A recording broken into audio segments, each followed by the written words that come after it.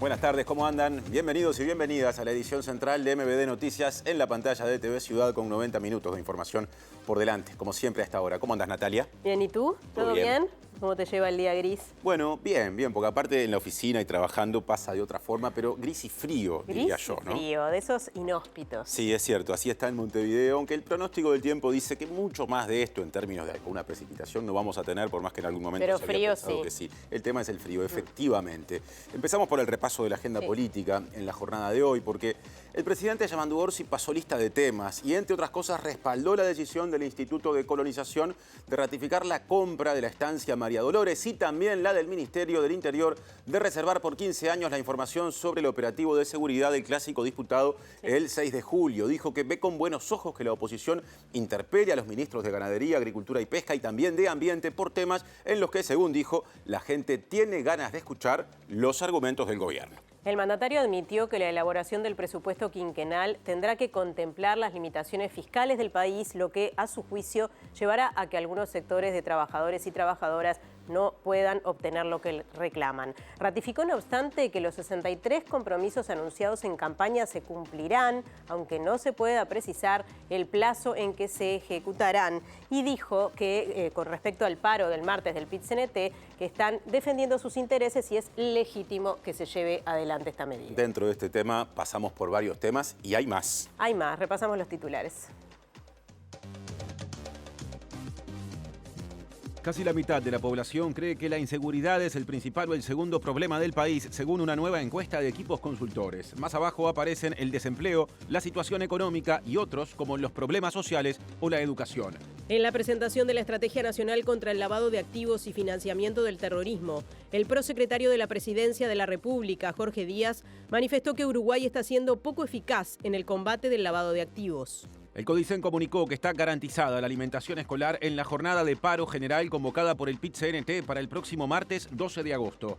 Ese día se ofrecerá el servicio de comedor habitual en las escuelas abiertas de todas las áreas, con presencia de docentes y auxiliares de cocina. El coordinador del diálogo sobre el plan de seguridad, Emiliano Rojido, advirtió en MBD Noticias que el sistema penitenciario es una bomba de tiempo y que el ministro del Interior, Carlos Negro, no está planteando el desarme de la población. La Dirección de Derechos Humanos de la Administración Nacional de Educación Pública reinstalará la Comisión de Educación Sexual Integral de ese organismo, cuyo cometido es definir, acompañar e impulsar las líneas estratégicas de la educación sexual integral. Luego de la visita del enviado especial de Washington, Steve Witkoff, a Moscú, el Kremlin anunció que los presidentes de Estados Unidos y Rusia se reunirán en los próximos días para buscar una salida al conflicto de Ucrania. El presidente de Bolivia, Luis Arce, llamó este jueves al ejército a prepararse para enfrentar fuerzas desestabilizadoras, tanto internas como externas, durante su discurso con motivo de los 200 años de la creación de las Fuerzas Armadas.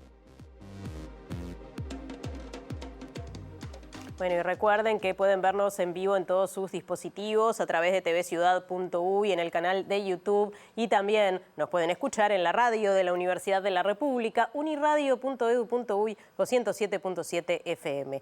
La hora de salir del estudio, Martín.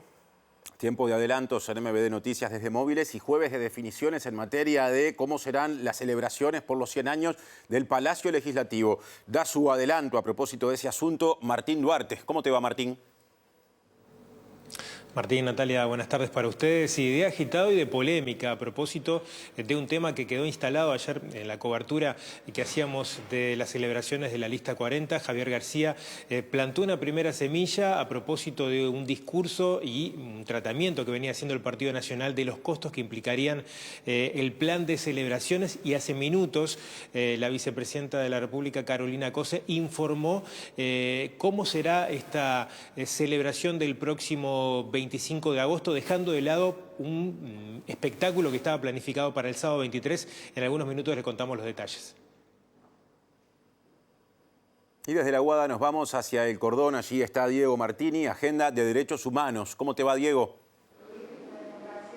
Natalia, Martín, ¿qué tal? Buenas tardes para todas y todos. Así es, a 50 años del Plan Cóndor y 40 años de la vuelta a la democracia, la Fundación Mario Benedetti y la UNESCO en la Universidad de la República organizan un conjunto de charlas justamente vinculadas a la memoria que se desarrollarán entre agosto y el mes de octubre. Hoy se va a dar una acá en la Fundación Mario Benedetti, así que ampliaremos en unos minutos. Otro adelanto, una delegación del Sindicato de Paicueros entregó una carta en la Torre Ejecutiva ante la acumulación de envíos de seguro de paro en esa firma y pérdida de puestos de trabajo en el sector. Y se sumó a una movilización de la Confederación de Sindicatos Industriales que reclama la instalación de un ámbito para frenar la pérdida de empleos en la industria. Nosotros inclusive vamos a comenzar a diagramar una propuesta de registro de las y los trabajadores industriales a nivel general, cosa de que si mañana lo que se resuelve vamos a impulsar el sector, por ejemplo, naval, y vos quedás sin trabajo en el sector lácteo, bueno, recapacitate y capaz que tenés laburo en esta industria. Ya hay compañeros que van 11 meses de seguro paro. Nosotros venimos denunciando esta situación hace más de 20 años. No es una situación nueva para los curtidores a nivel de Paysandú, como somos nosotros, pero a nivel también nacional, con el tema de que se vienen desapareciendo las curtiembres. Tiempo de profundización informativa en el asunto mencionado, o uno de los asuntos mencionados en la portada, porque habló el presidente de la República, Yamandu Orsi, tocó muchos temas y una de las cosas que dijo es que ve con buenos ojos las interpelaciones que se van a concretar en los próximos días a los ministros de Ganadería, Agricultura y Pesca, Alfredo Frati, y Ambiente, Edgardo Ortuño, porque considera, atención, textuales palabras, que la gente tiene ganas de escuchar cuáles son los argumentos del Ejecutivo, y dijo también que eso es un ejercicio de la democracia que ojalá, para Orsi, sea por muchos años. El mandatario apoyó la compra de esta estancia, la estancia María Dolores, en el departamento de Florida, por parte del Instituto Nacional de Colonización, y la del Ministerio del Interior de reservar la información sobre el operativo de seguridad del clásico que se realizó, que se llevó a cabo el pasado 6 de julio.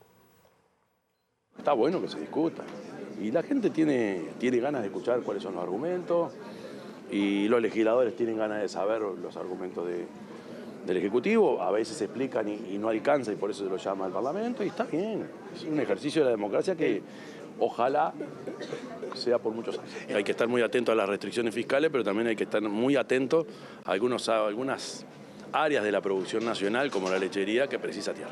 Y el presidente mantendrá entonces esta política de seguir comprando, sobre todo para el sector lechero, tierras a nivel de colonización. El sector lechero y sectores familiares ganaderos. O sea, producción familiar ganadera. Pero la lechería es central. Es una de las, y lo dijimos en campaña y lo sigo sosteniendo porque lo aprendí, que la lechería está muy sometida a los vaivenes de los precios internacionales y precisas espalda para cuando la cosa no marcha bien. Y la espalda es disponibilidad de recursos para alimentar el ganado. Orsi defendió la decisión del Ministerio del Interior de reservar la información sobre el operativo de seguridad en el clásico del 6 de julio y dijo que se está investigando el tema de las hinchadas en el fútbol. Yo no soy técnico, yo eso se lo dejo a los técnicos.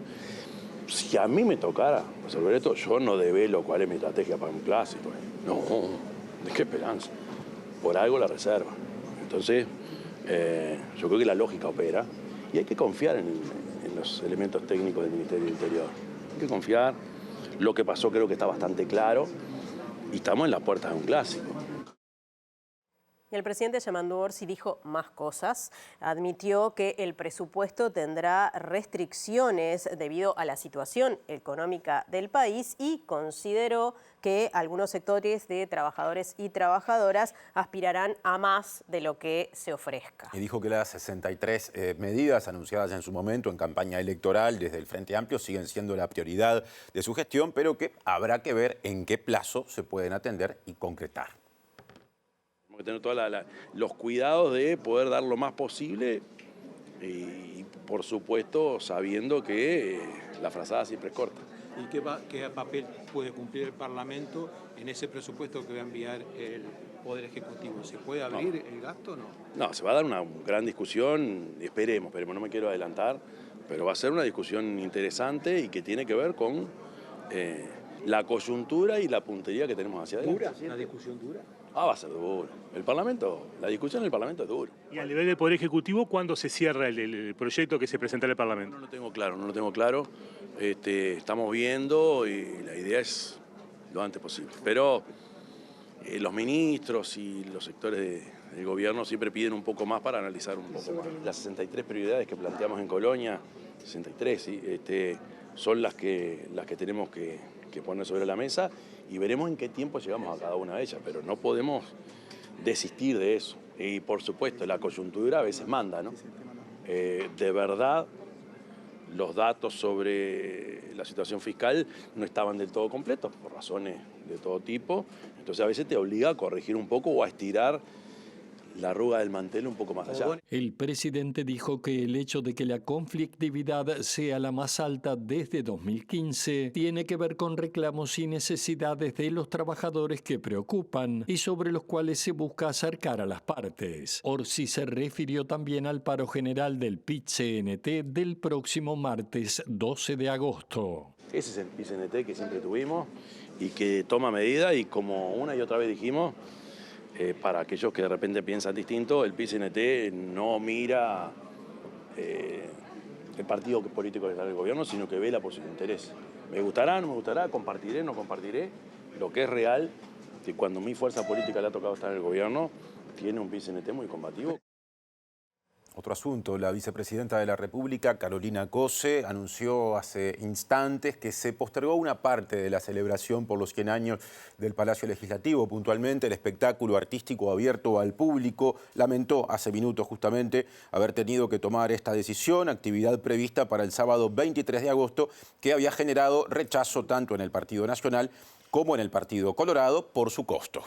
Cose escribió en su cuenta de la red social X, estamos viendo allí, que la conmemoración consiste en varias actividades. La publicación de un libro sobre el edificio, la emisión de un sello conmemorativo por parte del Correo Uruguayo, una iluminación especial del Palacio y una sesión de la Asamblea General que culminará con un breve concierto del Sodre abierto a todo público en el Salón de los Pasos Perdidos. Todas estas actividades e iniciativas mencionadas siguen en pie. Exacto, ¿no? esto es lo que sigue en pie. Exactamente, lo que se cancela es lo otro. Para Cose, estos insumos fueron objeto de un uso político menor y al postergarse la actividad abierta al público, comentó que el grupo organizador va a seguir trabajando para encontrar propuestas de alcance popular que convoquen el mayor interés y que sean de la mayor relevancia posible.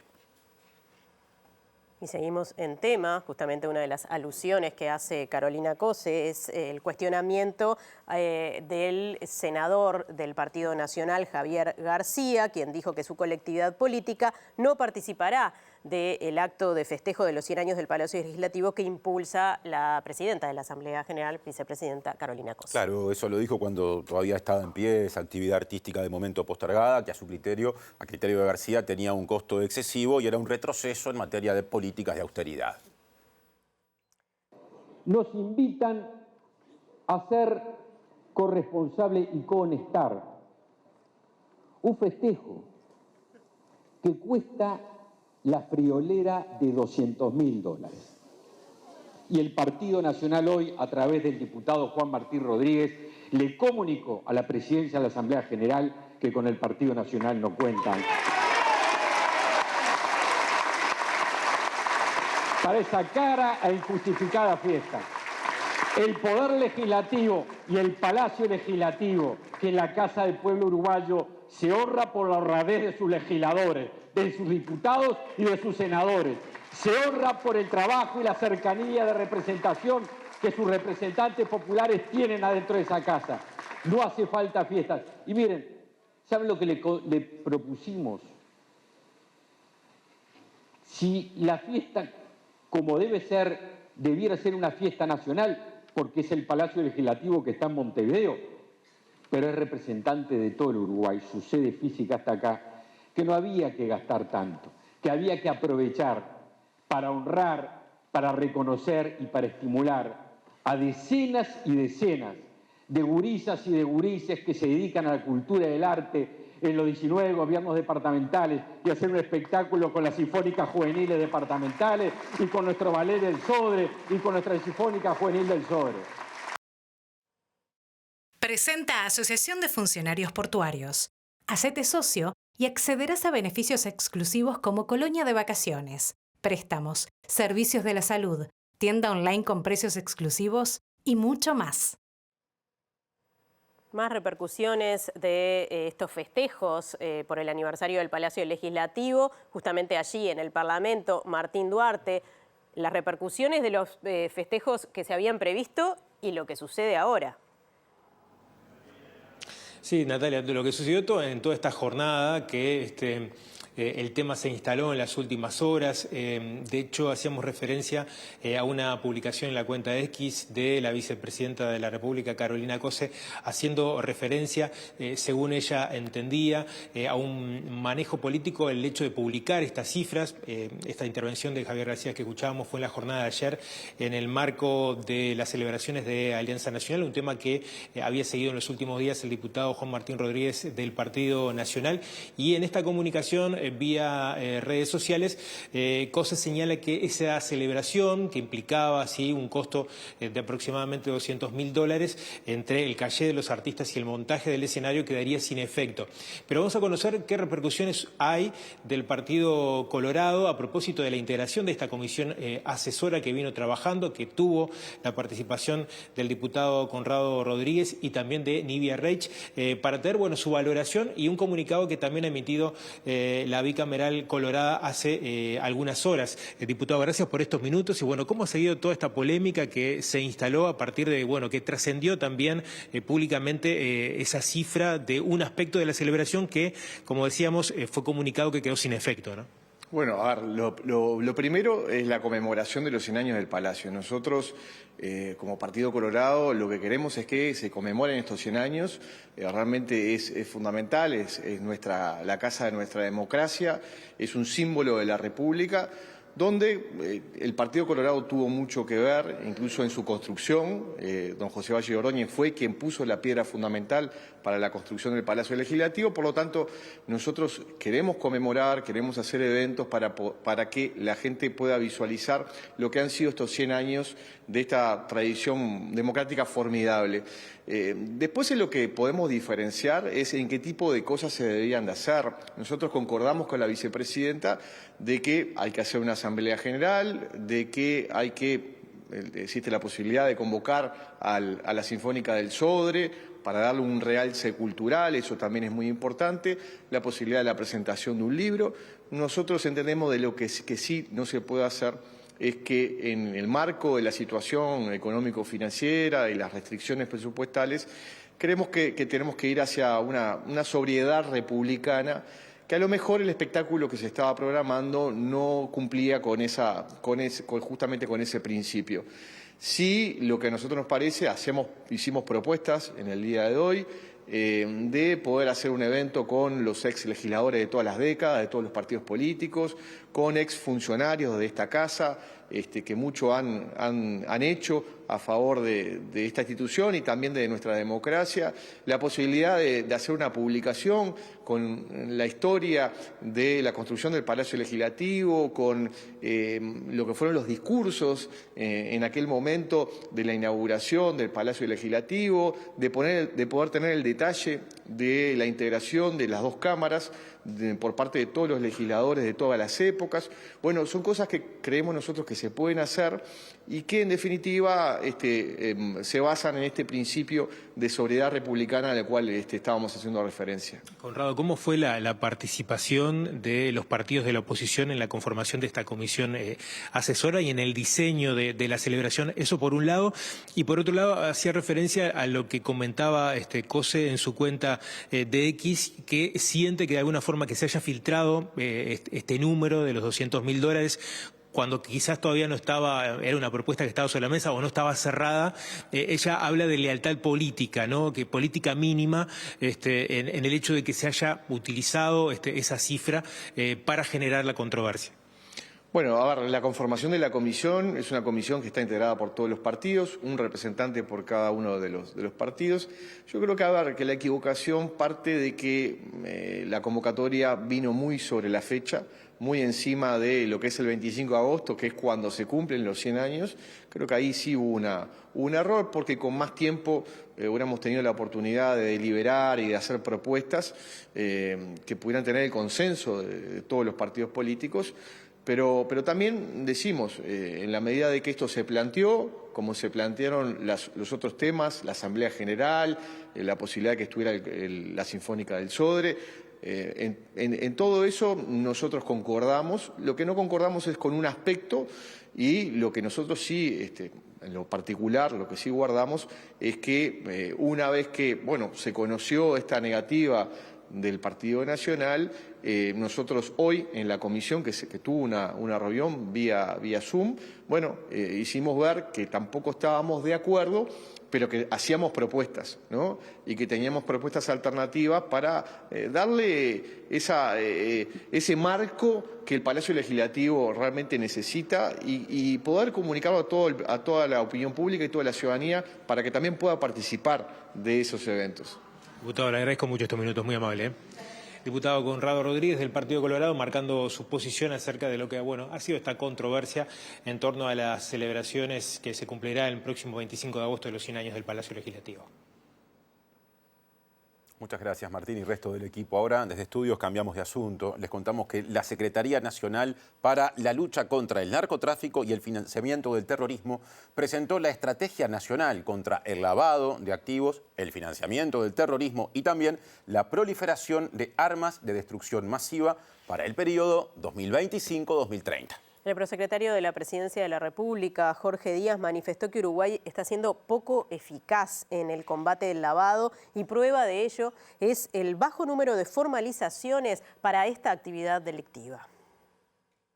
Uruguay lo que hoy no está teniendo desde hace ya un tiempo largo son resultados concretos en la lucha contra el lavado de activos y la financiación del terrorismo. Y los resultados se miden en formalizaciones y condenas. Es decir, es la manera de medir los resultados, porque, como yo les decía hoy, podemos decir que en Uruguay no se lava, pero difícilmente nos crean. Estamos en este momento con los números o los datos estadísticos. Fíjense ustedes que en el año 2019 nosotros presentamos 50 condenas y Afilat nos dijo que eran pocas. Hoy tenemos 8, imagínense cuál sería el resultado. ¿Y a qué atribuye esa caída? Bueno, yo creo que lo que está claro, el dato objetivo, la evidencia te indica de que estamos siendo poco eficaces y poco eficientes. Creo que hubieron algunos cambios normativos, pero sobre todo me da la impresión de que bajó la percepción del riesgo de los distintos sujetos involucrados. Es decir, no hay hoy, y tenemos que generarla, una percepción compartida del riesgo entre todos los operadores públicos y privados de que seamos utilizados como vehículo para lavado de dinero. Y eso es parte de un proceso que se inició el 1 de marzo y que tenemos que seguir trabajando en ello. Jorge Díaz expresó que se deben fortalecer los controles que se realizan a los fondos ganaderos. Concretamente era una actividad que no estaba ni bajo control del Banco Central ni bajo control de la CENACLAF. Evidentemente hay que ampliar el perímetro porque mucha de esa actividad puede ser actividad financiera disfrazada de otro tipo de actividades. Abrimos la agenda sindical. Las y los trabajadores de la salud privada están realizando hoy un paro de 24 horas en rechazo a las pautas salariales propuestas por el gobierno. La Federación Uruguaya de la Salud hizo un acto a las puertas del Ministerio de Economía y Finanzas en el que reclamó mantener los criterios históricos de inflación futura, al momento justamente de pensar en los salarios, más correctivos que contemplen la variación anual del índice de precios al consumo y crecimiento del salario real acorde al crecimiento de la economía. Claramente definimos nuestro rechazo por ser insuficientes. Estamos en medio de una ronda de Consejo Salario y la manifestación de la FU fue bien claro en su resolución del 20 Congreso. Si la economía crece, los salarios tienen que acompasar ese crecimiento. Mantener las partidas por capacitación y discutir para que no quede en un cajón el tema de las condiciones laborales, ¿no? Regímenes de descanso, dotaciones mínimas. Creo que eso hace al fortalecimiento de la atención de nuestros usuarios. ¿Cómo ven la situación de las mutualistas? Hablaba de largas colas. ¿Cómo es la situación? Bueno, por eso mismo también esta convocatoria es a un diálogo nacional en salud, donde vemos las dificultades que existen hoy en el Sistema Nacional Integrado de Salud, los tiempos de espera, el valor de los copagos, ¿no? Los tickets de medicamentos, estudios, las largas esperas para los especialistas. Todos esos elementos fueron ya presentados a las autoridades, en su momento eran candidatos presidenciales, hoy ya están en el Poder Ejecutivo Y bueno, creo que nosotros tenemos mucho para aportar, mucho para decir y también mucho para escuchar, pero por eso creamos el Frente Social en Salud. Y precisamente Marcos Franco, justamente el dirigente sindical al que recién escuchamos y vimos, también fue consultado acerca de la denuncia realizada contra el exsecretario general de la FUS, Jorge Bermúdez, por la no devolución de dineros correspondientes al Fondo de Formación Sindical. Franco indicó que en las últimas horas Bermúdez devolvió un remanente de 180.000 pesos que aún permanecían en su cuenta personal. Efectivamente se devolvió, o sea, se transfirió de esa cuenta, se transfirieron a las cuentas oficiales de la FUS y se cerraron. Esto va a empezar a caminar, entendemos nosotros, a partir de la semana que viene, ya con la propia instalación de la auditoría. ¿Esto es una auditoría a nivel del sindicato? ¿Hay alguna otra medida, una denuncia formal? No. Nosotros no estamos acusando a nadie desde un principio. Nuestra intención es y será transparentar todas las actividades que tenga la FUS y también darle un marco normativo administrativo a las tareas inherentes que estamos desempeñando en nuestra FUS. Pero una vez que se conozca resultados la auditoría, bueno, se verán los pasos a seguir. Otro asunto, una reciente encuesta de Equipos Consultores establece que la inseguridad es el principal problema del país para la población, aunque las menciones a ese fenómeno vienen cayendo desde fines del año pasado. El segundo problema más mencionado por las personas consultadas fue el desempleo.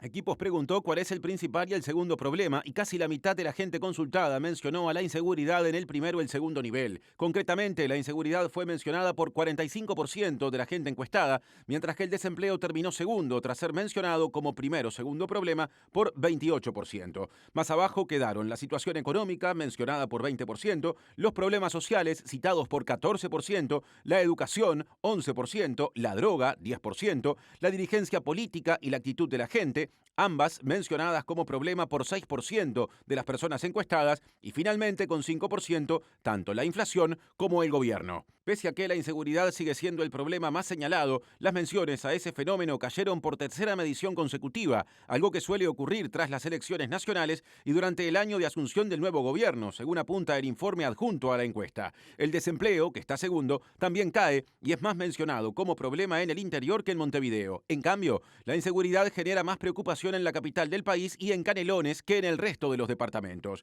El informe de Equipos Consultores también arroja que los problemas sociales se mantienen en niveles altos de mención y se ubican en el cuarto lugar del ranking de preocupaciones, desplazando a la educación luego de 15 años. La encuesta se hizo entre el 17 de junio y el 2 de julio, por teléfono y cara a cara, y abarcó a 1.106 casos. En Antel, llévate un Antel Box con la mejor conexión para que puedas ver todo lo que quieras de manera fácil, rápida y directa. Nos vamos a la Fundación Mario Benedetti y allí está Diego Martini en una actividad sobre derechos humanos y memoria. Diego.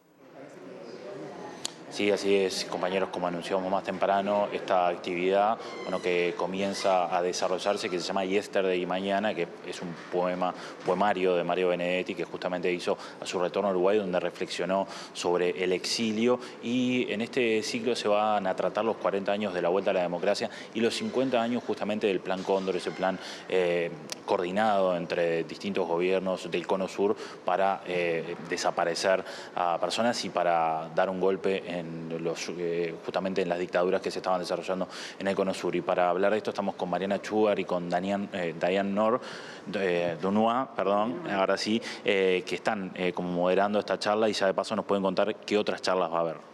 Sí, bueno, con Mariana desde el año 2008, que hacemos acá en la Fundación Mario Benedetti, junto con el grupo de investigación de discursos y medios de la Facultad de Información y Comunicación. Y este año, como bien dijiste, es por los 40 años de retorno a la democracia y los 50 del Plan Cóndor. Hoy empezamos con Plan Cóndor, pero después van a haber 3 foros sobre infancias y adolescencias, que es un poco qué le pasó a aquellos niños, niñas y adolescentes en la época de la dictadura. Después vamos a tener 3 foros más sobre la dictadura hizo que escribiéramos, y son esos libros que resultaron de alguna gente que estuvo presa, Y también tenemos lo que significó la prensa antes y en la apertura democrática. Vamos a tener bueno, por cierto, hasta hoy comisionado parlamentario Petit, desde ayer director de la Institución de Derechos Humanos, porque él estuvo en jaque, ¿no? Que trabajó muy bien el caso Roslik, y a Roger Rodríguez, que trabajó muy bien el segundo vuelo. Y vamos a terminar en octubre con 2 cineastas, que es un poco los jóvenes en democracia, que es Walter Tournier, que hizo 2 cortos animados basados en libretos escritos por niños, y Guillermo Casanova, que hizo un mediometraje que era Mamá era punk. Así que creo que tenemos una especie de abanico, de menú, de un poco cómo resultó ese retorno a la democracia. Siempre acá en la Fundación Benedetti es agosto, septiembre y octubre. Sí, todos los años tenemos estos ciclos de memoria que lo que buscan es generar un diálogo y conversaciones entre generaciones sobre el pasado, pero cómo nos afecta hoy. Y en este caso, bueno, mirando los 50 años del Cóndor y también pensando en la democracia de hoy y en la del futuro, cómo dialogar a través de la cultura, del arte, de los testimonios, de otras maneras de pensar y hablar de ese pasado y cómo nos impacta hoy. Arranca a las 19 y para quien no viene se puede ver en algún lado, después queda subido. Sí, después lo vamos a grabar y va a quedar subido en la página de la Fundación Benedetti y también en la UDELAR, a través del canal de YouTube de UDELAR va a estar disponible. Y el canal de YouTube de la Fundación también. Sí. Dentro de 4 o 5 días van a estar colgados ya. Sí. El tema es, como decía Mario, recordar, porque la memoria ayuda a que ciertas cosas no vuelvan a suceder. Gracias a ambos. Gracias a ustedes. Volvemos a estudios entonces acá de la Fundación Mario Benedetti. El directorio de Antel decidió realizar cambios en la gestión de la Antel Arena, que hasta fin de año está concesionada y por ende en manos de una empresa privada, con el objetivo de bajar costos y de ampliar el acceso a ese centro de espectáculos. El presidente del Sindicato Único de las Telecomunicaciones, Gabriel Molina, saludó la iniciativa y enfatizó que va en línea con lo que el sindicato venía reclamando. El anuncio lo realizó el presidente del ente, Alejandro Paz, en entrevista con la Diaria Radio. Me parece que está bien que Antel se involucre tanto en contenidos como también en lo que tiene que ver con la gestión. Y no darle solamente a un privado, pagarle para que se encargue y dejarlo que él lo haga. Porque en definitiva lo va a ver desde el punto de vista comercial. Y está bien que así sea, porque si no se ve desde el punto de vista comercial nunca vamos a tener devolución de la inversión. Por lo tanto está bien, pero no hay que descuidar la otra parte. Me parece que está bien que se incursione en eso y bueno, saludamos todas estas iniciativas que de alguna manera van en línea con lo que el sindicato venía reclamando hace muchos años y exigiendo y bueno, y ahora estamos viendo que las decisiones que vienen tomando van en esa dirección. El presidente de Sutel cuestionó al gobierno anterior por eliminar la transmisión de algunos contenidos a través de Antel. Antes del 2020 veíamos los espectáculos, veíamos a la selección uruguaya, veíamos las Olimpiadas por las plataformas de Antel. Transcurrido el gobierno anterior, todo esto se cortó. También celebró el nuevo acuerdo por el cual Antel podrá ofrecer planes que incluyan la suscripción a Netflix. Parece que todo lo que se haga y que se brinde, que venga contenidos, que le podamos brindar a la gente en el marco de una estrategia comercial pura y dura, en un marco de competencia que heredamos del gobierno anterior, donde le entregó licencias al barrer para todos aquellos que quieran brindarlo y competir con Antel en un área donde era monopólico de la empresa y lo rompieron sin ningún tipo de problema. Me parece que todo lo que Antel haga en esa dirección y que se posicione de esa manera va a ser en dos vías. Una, en los réditos que le deja para la empresa, del punto de vista comercial, todo eso, y también atender lo social, donde le van a brindar a todos los uruguayos lo que tiene que ver con contenidos para que todos lo tengamos. Presenta Mercado Agrícola de Montevideo, en el corazón de un barrio donde late la ciudad. Mercado de Historias. Mercado de Historia.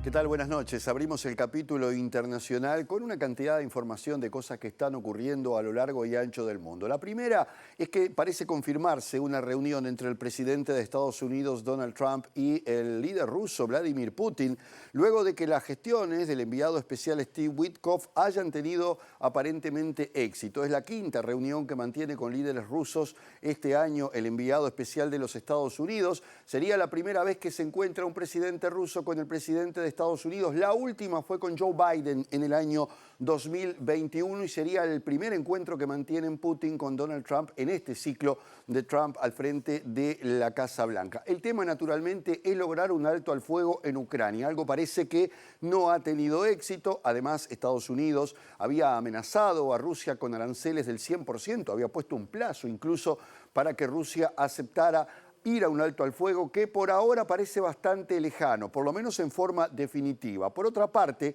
Vladimir Putin, que se reunió con el presidente de Emiratos Árabes Unidos, probablemente el país donde se realice esa cumbre, había dicho que no se va a reunir con Zelensky porque las condiciones por el momento no están dadas. El encuentro forma parte de la iniciativa de Donald Trump para poner fin a la ofensiva militar rusa en Ucrania, luego de 3 rondas de conversaciones directas entre Moscú y Kiev que se han celebrado hasta ahora sin que se hayan logrado avances hacia un alto al fuego y cuando ambas partes parecen muy lejos de poder poner fin a un conflicto que empezó hace más de 3 años.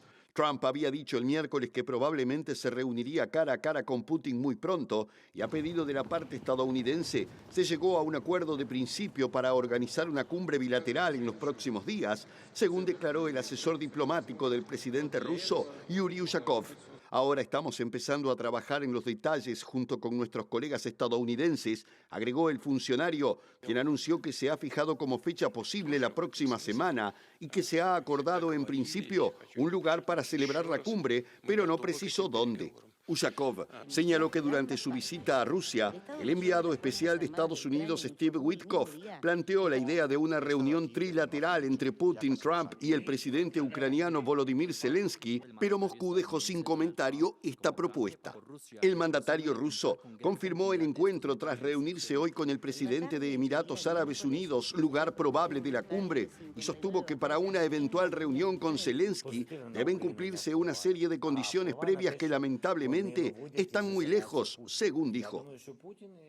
Y ahora nos vamos al escenario de Oriente Medio, donde hoy el primer ministro israelí Benjamín Netanyahu, en una nota con Fox News, adelantó de que Israel no tiene la intención de anexionarse la Franja de Gaza, pero sí ocuparla hasta que Hamás deje de estar en el gobierno y se le pueda entregar el control del enclave palestino a otro sector o a otro partido que evidentemente no represente lo que representa Hamás hoy día. Esto va en contraposición con lo que entienden altos jefes militares que sería inconveniente para Israel mantener una guerra de desgaste dentro de la franja en las actuales condiciones con la presión internacional. Esta medida también ha sido cuestionada por sectores opositores dentro de Israel, empezando por los familiares de los rehenes que entienden que esto no deja de ser prácticamente una sentencia de muerte para ellos. Está reunido el Gabinete de Seguridad incluso a esta hora para ver qué decisión se va a tomar con respecto a los próximos pasos militares, pero todo hace pensar que el alto al fuego todavía está muy lejos. La muerte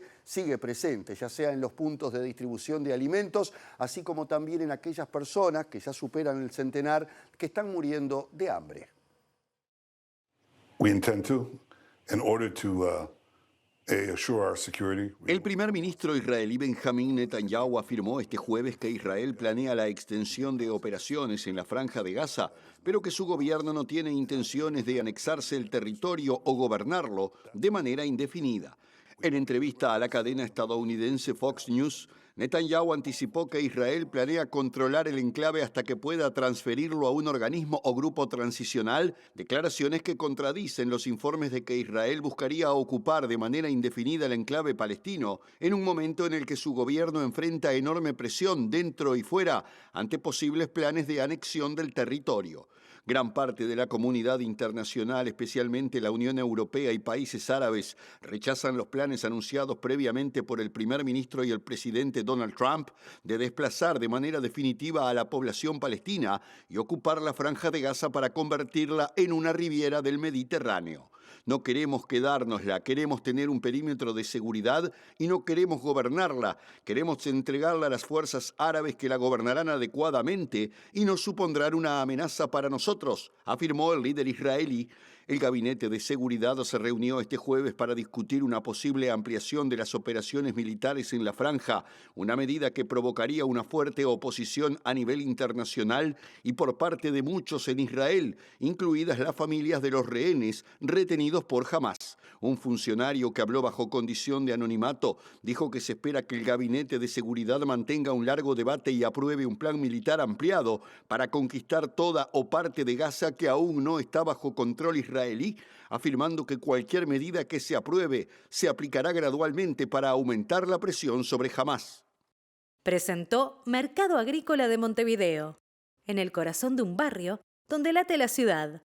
Mercado de Historias. Mercado de Historia.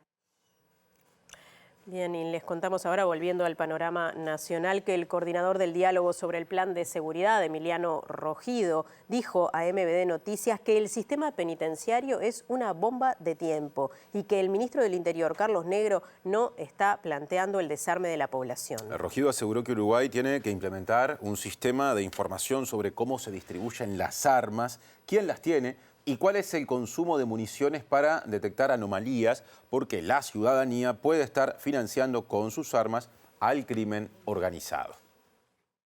El ministro Negro no está planteando el desarme de la población, o sea, ni cero ni uno, ¿sí? Tampoco lo estamos sugiriendo. En relación a las armas de fuego, que son el principal vector de la violencia letal, la mayor parte de los homicidios se cometen con armas de fuego, buena parte de los suicidios se cometen con armas de fuego, y buena parte de los accidentes fatales ocurren con armas de fuego, hay muchísimo que hacer. Para empezar, no tenemos un buen registro, un buen sistema de información sobre armas y municiones, lo cual es muy preocupante y nos ata las manos a la hora de pensar diferentes políticas en esta área, ¿sí? No sabemos qué armas hay, quién las tiene, cuánta munición consume. Y en un contexto de preocupación por la penetración del crimen organizado, esto es particularmente preocupante, porque lo que vemos en otros países es que podríamos estar financiando nosotros, ciudadanos, las armas que llegan a manos del crimen organizado. Además del control de las armas de fuego, el gobierno definió como prioridades la reducción de homicidios y la reforma del sistema penitenciario. El sistema penitenciario es una bomba de tiempo. La situación de seguridad de nuestro país está mal, pero la región nos dice muy claramente, la cosa está fea, pero se puede poner mucho peor. Lo que vemos en la región es que explotan dentro de las cárceles. Allí es donde el crimen organizado se organiza. Allí es donde se pueden reclutar personas, se puede ofrecer protección, ¿sí? Se pueden planificar como un espacio de coworking los delitos que suceden afuera. Cambiamos de asunto. La Inspección General del Trabajo y la Seguridad Social, que depende del Ministerio de Trabajo y Seguridad Social, informó que entre el 1 de enero y el 6 de agosto de 2025, Uruguay registró 31 accidentes laborales mortales. De esta cantidad, 24 fueron investigados por ese organismo y los restantes están en proceso de análisis. De acuerdo con el comunicado divulgado este miércoles 6, hubo 10 fallecimientos por caídas a distinto nivel, 5 por golpes o caída de objetos y 2 por accidentes de tránsito, mientras que el resto fue por aplastamientos, ahogamientos, contacto eléctrico o desplome de materiales. El 100% de las personas fallecidas fueron varones, precisó el organismo. El 33% de los episodios ocurrió en la industria de la construcción, 46% en el sector de industria y comercio y los restantes en actividades rurales, portuarias y otras. Sobre las caídas en altura en particular, la normativa vigente establece medidas claras de prevención en el trabajo en altura, tanto en la construcción, según el decreto 125/14 del 7 de mayo de 2014, como en industria y comercio, de acuerdo al decreto 718 del 8 de enero de 2018, recordó la inspección. La normativa indica que a partir de los 2 metros de altura es obligatorio el uso de elementos de protección personal certificados como cinturones de seguridad y cuerdas de vida ancladas a estructuras firmes. Bien, otro asunto, atención, está garantizada la alimentación escolar en la jornada de paro general convocada por el PIT-CNT para el próximo martes 12 de agosto. Habló de esto la consejera del CODICEN de la ANEP, Elvia Pereira, que dijo que la atención será diferente según se trate de escuelas o liceos, pero el programa de alimentación escolar, conocido como PAE, ofrecerá el servicio de comedor habitual en las escuelas abiertas de todas las áreas, con presencia de docentes y de auxiliares de cocina. Nuestra responsabilidad va a estar y está porque estamos coordinando que la alimentación de los chiquilines esté contemplada de la forma en que cada subsistema, direcciones generales lo establezca, y por supuesto que los centros aquellos que estén abiertos, los estudiantes, que las familias así decidan, podrán concurrir. Acabo de hablar con la directora de media, de educación secundaria, me dijo que ya está todo coordinado y va a ser como un día normal. Eso nos informan de secundaria. Primaria seguramente sea con el sistema que venía siendo de paros anteriores. Las familias tendrán que ir a los centros sedes a levantar las... ¿Va a haber un sondeo previo a ver cuántas familias tienen interés de ir ese día o si los niños van a ir de todas formas? Esto siempre se hace. En Montevideo y Canelones se entregarán viandas en las sedes del listado que se publicará el próximo lunes 11 de agosto para escolares que asisten a escuelas que permanecen cerradas o abiertas sin presencia de docentes. En todos los casos, la entrega de viandas o menú de emergencia se realizará entre las 11 y las 13 horas. Al contacto con Martín Duarte, que nos trae noticias de OCE. Martín, adelante. Bueno, gracias compañeros. Le agradecemos estos minutos al presidente de OCE, Pablo Ferreira, a propósito de estos anuncios de un plan piloto de medidores inteligentes. En este tema también que algunas organizaciones sociales han puesto el foco y son las pérdidas que tiene el OCE justamente. Y bueno, le agradecemos estos minutos. Ferreira, buenas tardes en primer lugar. ¿Cuáles son las características de este plan que está pensado para el 2027, que tiene su foco Salto, a la hora justamente de minimizar justamente lo que son las pérdidas que tiene el organismo? Sí, OCE tiene pérdidas de agua no contabilizada importantes. El agua no contabilizada se ubica en el entorno del 50%. No toda ella es perdida físicamente, de ese 50%, un 15% no se contabiliza porque no se factura debido a fraudes comerciales, a malas mediciones, a subsidios que se otorgan, y hay un 35% que sí corresponde a pérdidas físicas. Son dos universos distintos, sobre los dos vamos a estar trabajando. OCE va a estar teniendo un plan de modernización muy ambicioso en este periodo de gobierno que estamos llevando adelante con un préstamo y asesoría de la CAF, la Corporación Andina de Fomento, por unos 60 millones de dólares para este quinquenio. Y uno de los aspectos centrales es dotar de mucha tecnología, Internet de las Cosas, telemedición, sensorización, a toda la OCE y a todos los procesos. Vamos a cambiar nuestro software comercial, nuestro software de gestión. Y dentro de ello, un foco bien importante va a estar en reducir los niveles de agua no contabilizada. Para ello vamos a estar trabajando en algunas zonas del país, en algunos planes pilotos bien ambiciosos, como el de Salto. Vale recordar que Salto, junto con Ciudad de la Costa, son las ciudades más grandes en cuanto a habitantes del Uruguay, luego de Montevideo. Hay unas 37.094 conexiones en Salto, por lo cual es un plan piloto, pero ambicioso. Y ahí vamos a estar macro y micro midiendo todo lo que tiene que ver con las tuberías, las plantas que producen agua, también en las conexiones a los hogares. Ahí vamos a poner medidores inteligentes que transmitan online los datos y nos permitan tener un monitoreo en tiempo real, que es lo que queremos luego llevar a todo el país. Si es que funciona bien, vamos a estar haciendo algunas experiencias también en algunas zonas de Montevideo. ¿Qué tipo de información traslada justamente estos medidores? Bueno, va a estar transmitiendo información, por ejemplo, de los caudales de agua que van, también en algunos casos elementos de calidad, como la turbiedad, el caudal que transita por las redes en algunos lugares, el pH, etcétera. Todo eso lo vamos a estar monitoreando en tiempo real. Nuestro objetivo al final del periodo es poder tener un centro de monitoreo integrado de todo el país, o donde se vayan integrando las partes del país que todavía nos falten, pero eso, bueno, va a llevar primero testearlo en un área grande como es el caso de Salto. Ahí tenemos bastante bien mapeada toda la ciudad, tenemos pensada una inversión, reitero, en medidores inteligentes que transmitan en tiempo real en las 37.000 conexiones, por lo cual nos va a permitir generar un plan, reitero, bien ambicioso donde vamos a ir midiendo aspectos de cantidad y de calidad en las conexiones, pero también en las tuberías y también en la planta que potabiliza el agua. Eso, en el caso de las tuberías, nos va a permitir poder detectar cómo fluye el agua por las cañerías, dónde hay pérdidas, dónde no las hay, dónde son las pérdidas más importantes, dónde hay que actuar. Bueno, todo eso primero nos va a permitir corregir, como decía, la segunda ciudad más grande del Uruguay, pero además tener un modelo para luego ir replicando en todo el país. Eso se calza o se complementa con las inversiones que están previstas en nuestro plan de inversiones para ir sustituyendo tuberías en el caso de aquellas que están más rotas, más debilitadas. La red de agua potable de Montevideo es una de las más antiguas de América Latina. Uruguay tuvo muy temprano una red de agua potable, pero todavía hay una parte de esa red que es muy vetusta y bueno, iremos cambiando en el marco de las posibilidades de inversión de OCE. Justamente días atrás algunas organizaciones planteaban como tema central cuando se está discutiendo a propósito de la línea que ha adoptado el gobierno a nivel de planta potabilizadora, y ellos decían, sobre todo haciendo foco en el área metropolitana, que el 55% del agua que potabiliza OCE se pierde. Si no era mejor poner el foco, incluso con algún préstamo del BID, a empezar al reemplazo de esa cañería, que en realidad estamos hablando de décadas, ¿no?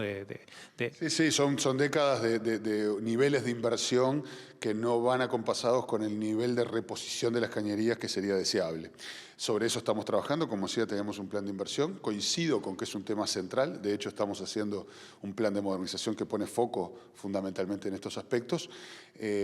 Igual no hay que mirarlo en términos dicotómicos, no es esto en vez de producir agua, porque si yo tuviese las cañerías absolutamente nuevas y no, ninguna pérdida, pero no produzco el agua necesaria, bueno, tengo un problema también. Por lo tanto, nosotros estamos atendiendo con obras como Casupá, como una nueva planta potabilizadora de 200.000 metros cúbicos, todo lo que tiene que ver con asegurar el abastecimiento de agua potable al área metropolitana y trabajando para reducir, esperemos, lo más posible, todo lo que tiene que ver con el agua no contabilizada, tanto en lo que tiene que ver con las pérdidas comerciales, como en lo que tiene que ver con las pérdidas físicas, que son las que más nos importan a todos. Brevemente, y para cerrar, le consulto por esta nueva interpelación que se definió por parte del legislativo, en este caso de la oposición, acerca de las reflexiones, o por lo menos la comparecencia del ministro Ortuño, sobre el nuevo proyecto de planta potabilizadora. ¿Qué reflexión y qué valoración hace?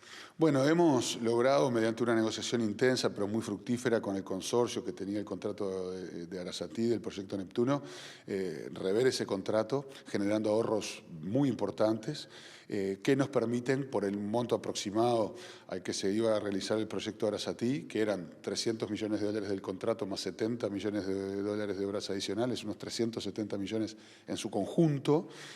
Por un monto similar vamos a poder hacer la planta en aguas corrientes, hacer Casupá, que es la obra más urgente que tiene el sistema metropolitano, que es generar una gran reserva de agua dulce que nos permita pasar la sequía.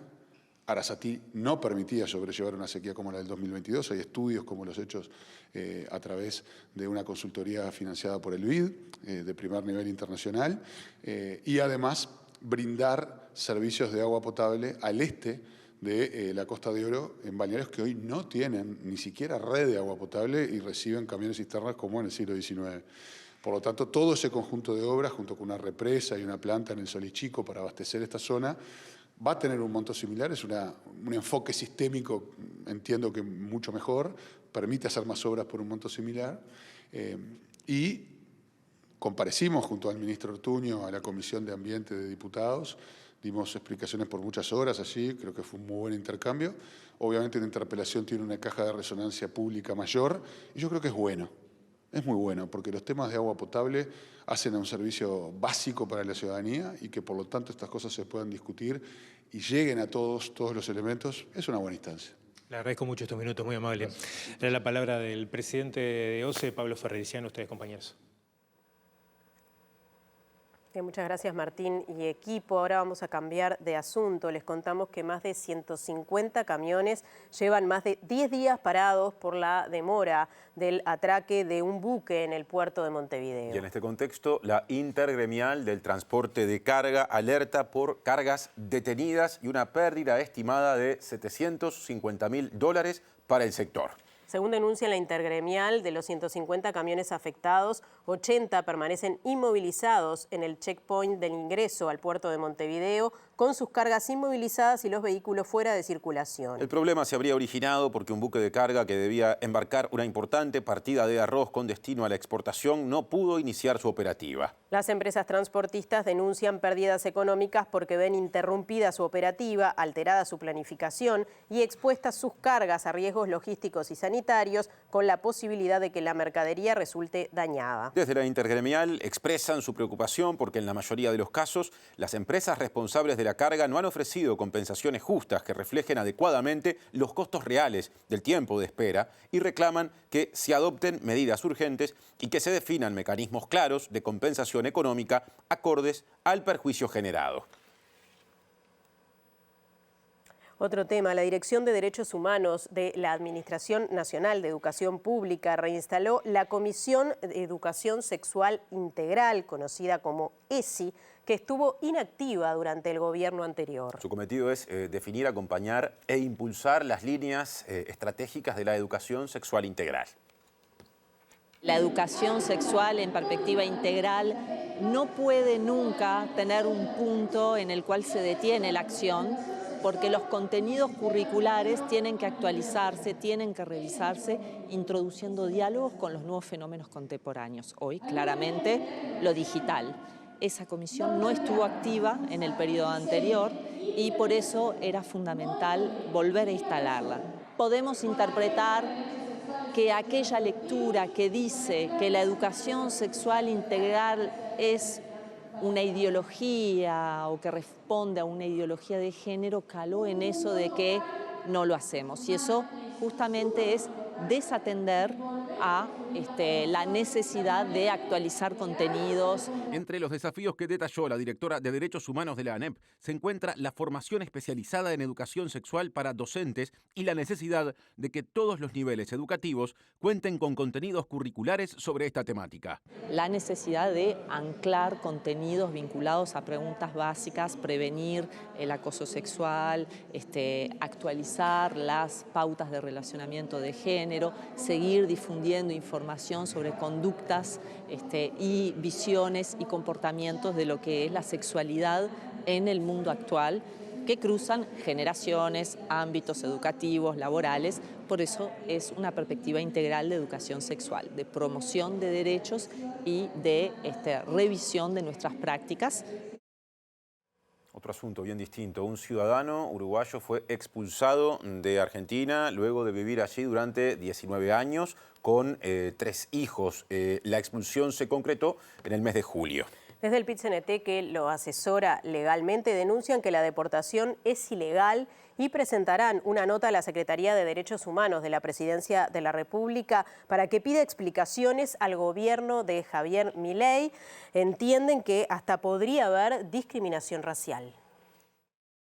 Somos informados a través de organizaciones sociales argentinas de que compatriota estaba atravesando esta situación.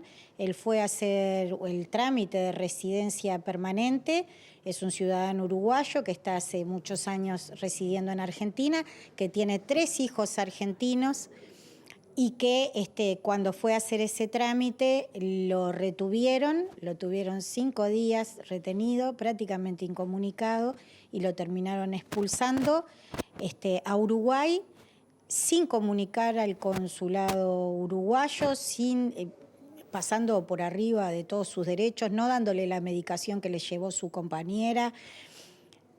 Estamos frente a la situación de que un ciudadano uruguayo residente en Argentina, padre de 3 hijos, sostén de su hogar, sale de su hogar despidiéndose de sus hijos a hacer el trámite de residencia permanente y esos niños terminan el día solo con su mamá, sin su papá, y al día de hoy, recién hoy, podemos reencontrarlos para que por lo menos se puedan despedir hoy en el país. Además de no cumplirse con lo que prevé la norma, además de romper la unicidad familiar, que la propia ley migratoria analiza y prevé una situación especial, también no se alcanzan los extremos que menciona esa norma para expulsarlo. Por eso decimos que es ilegal, irregular y además que vulnera derechos fundamentales que deben ser revisados. La mitad de los niños, niñas y adolescentes de Uruguay vive en una vivienda sin condiciones para su desarrollo y 1 de cada 5 vive en un hogar con hacinamiento, según un informe realizado por UNICEF y la Cámara de la Construcción. El documento analiza la situación actual de las políticas de vivienda desde la perspectiva de las infancias y destaca que en los últimos 3 quinquenios no hubo políticas específicas.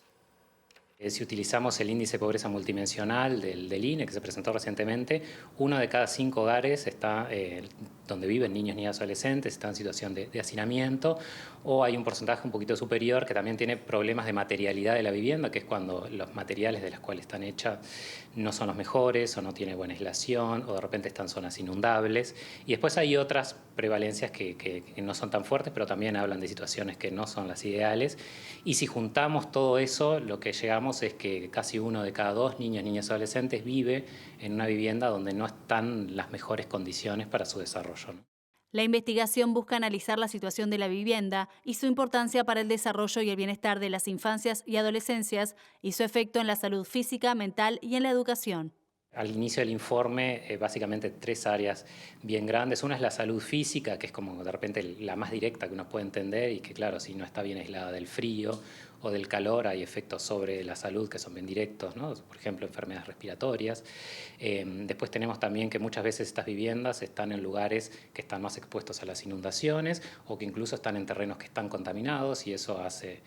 Pero después también hay como toda otra dimensión que es de salud mental y es de la estigmatización de los niños, niñas y adolescentes que viven en esos lugares y que de repente van a su centro educativo. Y también efectos sobre la educación, porque si pensamos para tener una buena trayectoria en la educación hay que, ¿no?, disponer de facilidades para llegar al centro, un lugar para estudiar, un lugar para esparcirse también. El informe refleja que los últimos 3 planes quinquenales en materia de vivienda contenían escasas menciones sobre infancia y adolescencia y pocas políticas o programas específicos.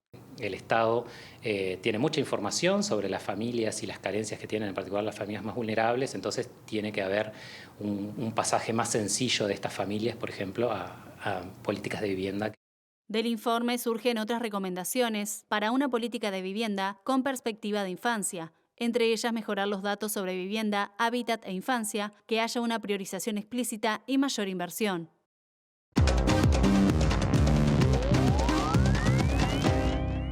Bien, retomamos el segmento internacional y hablemos de lo que está pasando en nuestro continente. Vayamos a Bolivia, donde el 17 de agosto va a haber elecciones. A 10 días de todo esto, el expresidente Evo Morales y su fuerza política, Evo Pueblo, han llamado a votar nulo. Pero, según los analistas, la incidencia de Evo es muy menor dentro de este contexto, si bien se entiende que el voto nulo en blanco y los indecisos superan los votos de cualquier candidato en este momento. Como se sabe, Bolivia vive una crisis social y política importante y en ese contexto se celebró el bicentenario de la independencia precisamente en la ciudad de Sucre en las últimas horas, donde el presidente Luis Arce Catacora advirtió al ejército sobre amenazas internas y externas, convencionales y no convencionales, y a tener mucha atención con esos desafíos que tendrá Bolivia en el futuro para prever incluso los intentos de golpe de Estado que ya ha vivido el país.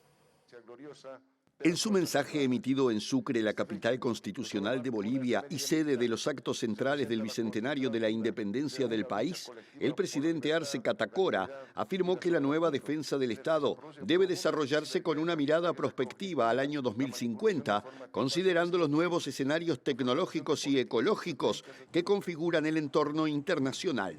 Bolivia debe prepararse no solo para enfrentar amenazas convencionales, sino también amenazas híbridas de desestabilización como la ciberguerra, la guerra cognitiva, la manipulación informativa, el crimen transnacional y la disputa por materias primas críticas, manifestó el mandatario. El presidente Arce pidió a los militares que no olviden los hechos ocurridos en 2019 cuando el entonces gobierno de Evo Morales denunció un golpe de Estado durante la crisis política de ese año, tras unas cuestionadas elecciones que la oposición y parte de la población señalaron de fraudulentas, y que no se olvide el alzamiento militar que ocurrió el año pasado en la sede del Ejecutivo, cuando el entonces comandante del ejército, Juan José Zúñiga, y un grupo de uniformados intentaron dar un golpe de Estado, según según dijo. El gobierno boliviano decidió que al celebrarse 200 años de la creación de las Fuerzas Armadas, el acto principal y el desfile militar se realizaran en Sucre, puesto que esta ciudad también fue el epicentro de las celebraciones por el bicentenario de la independencia, acontecido en la víspera, y donde unos 3.000 militares participaron en el desfile, mientras decenas de movimientos sociales seguidores del oficialista Movimiento al Socialismo también rindieron homenaje a las fuerzas militares. Y otro país que tuvo su celebración del Día de la Independencia fue Colombia, pero en un contexto completamente diferente. Las celebraciones de la batalla de Boyacá, que fue la que dio lugar a la independencia colombiana, se celebraron esta vez en la ciudad de Leticia. El otro día les contábamos que esta ciudad, ubicada en el Amazonas, en la triple frontera de Colombia, Perú y Ecuador, volvía a ser el epicentro de un tema fronterizo entre Colombia y Perú, particularmente. Todo esto por la formación de una isla que apareció después de la demarcación de los límites en 1929 y ocupada por Perú, ha generado ahora un enfrentamiento entre ambos gobiernos porque Colombia reclama la isla, Perú ya se ha instalado y dijo Petro que en cualquier caso esto debe ser refrendado, tanto en una comisión a nivel binacional o en organismos internacionales. Lo cierto es que ambos países reclaman la soberanía sobre la isla de Santa Rosa. Colombia no reconoce la soberanía de Perú sobre la denominada isla de Santa Rosa y desconoce a las autoridades de facto impuestas en la zona, dijo Petro en Leticia, ubicada frente a Santa Rosa, donde agregó que la asignación de dicha isla y de otras surgidas en el río Amazonas después de otro tratado firmado en 1929 debe discutirse en una comisión binacional y en última instancia en tribunales internacionales. Que me expliquen por qué a la que llaman isla de Santa Rosa ha llegado un helicóptero ruso con militares si esa isla de común acuerdo no se ha decidido que sea del Perú. ¿Cuándo nos hemos reunido para decir que esa isla debe tener un alcalde y una bandera peruana y no colombiana?, expresó Petro durante su visita a Leticia, donde trasladó los actos conmemorativos por los 206 años de la batalla de Boyacá, que selló la independencia de Colombia.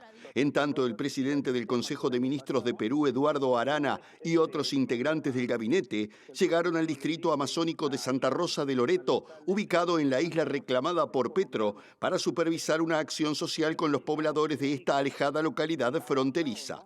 El reclamo de Petro se dio después de que el Congreso de Perú crease el municipio de Santa Rosa de Loreto, que hasta entonces era parte del municipio de Yavarí, en la provincia de Mariscal Ramón Castilla del departamento de Loreto, el más extenso del territorio peruano. Para el gobierno de Perú, su soberanía sobre este territorio está fuera de discusión, pues sostiene que desde el primer momento Santa Rosa fue una extensión de la isla Chinería, que en 1929 ambos países acordaron que quedara en manos de Perú y que actualmente, debido a los cambios en el río Amazonas, es una única isla. Les contamos que las y los trabajadores del sector industrial están alertando por la pérdida, dicen, de miles de puestos de trabajo justamente en distintas ramas de actividad, siempre hablando de la industria, y advierten que los cierres de la planta de Conaprole en Rivera y de la Lactalis en Cardona, departamento de Soriano, dan cuenta de que la situación empeora. En el último semestre son 3.000 los cotizantes del BPS que cesaron en la industria manufacturera y por eso reclaman la instalación de un diálogo nacional y un registro de trabajadores industriales para que ante un cierre de un establecimiento productivo puedan reconvertirse. Para nosotros las luchas son todas importantes y hay que darlas con inteligencia y teniendo claro que seguramente todos los sectores industriales nuestros no tienen una larga vida si queremos tener salarios dignos, si queremos tener las 40 horas semanales de trabajo y queremos una inserción regional, o sea, tener una industria de nuevo tipo. Por tanto, tiene que haber, primero que nada, un sinceramiento industrial y después la planificación. Al consensuar un diagnóstico, tenemos que trabajar en conjunto para las soluciones. Ahora, sí o sí, precisamos y lo reivindicamos hace tiempo, un colchón social. Porque, ¿qué sucede? Está claro que el capitalismo se mueve, se concentra, define cosas que no pasan por el movimiento sindical, pero el impacto social lo paga la gente y las poblaciones. Entonces, lo que estamos reivindicando es, sentémonos todos en una mesa de diálogo que tiene que ver con la industria y el desarrollo, y bueno, donde impacte negativamente ver cómo se soluciona.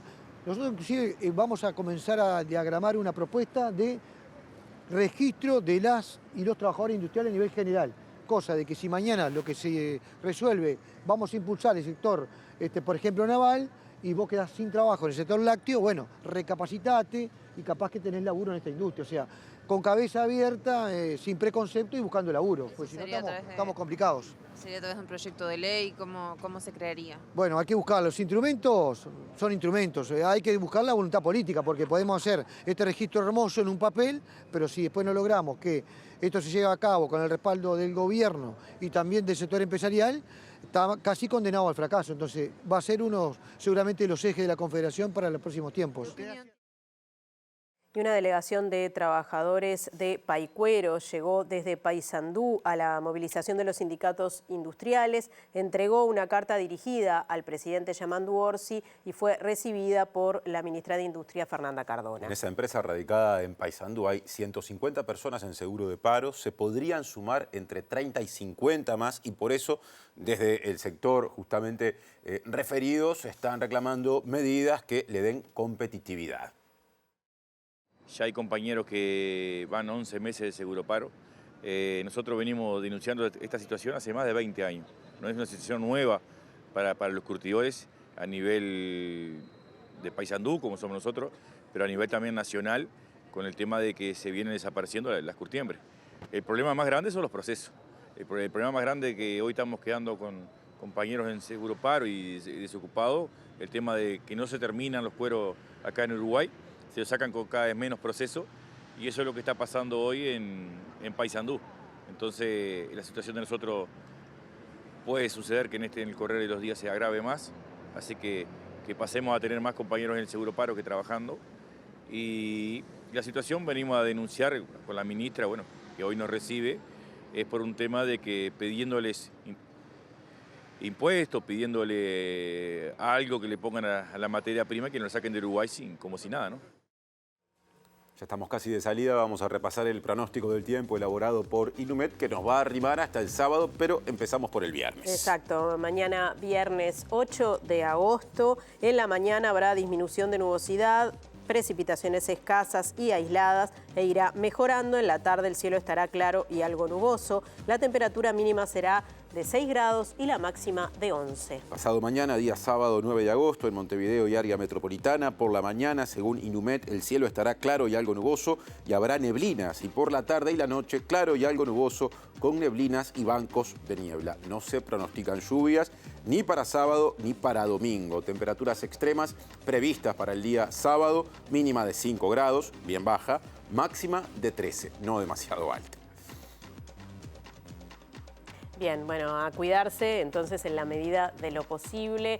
Nosotros nos vamos, pero los invitamos a quedarse porque, como todos los días, ya viene el lado B y luego el resumen de esta edición de MD Noticias en síntesis. La información volverá con la edición matinal de MBD Noticias mañana tempranito, a las 8, a las 13 horas estará al aire el segundo turno informativo y a las 18:30 otra vez estaremos saludando con Natalia para abrir la última edición central de la semana.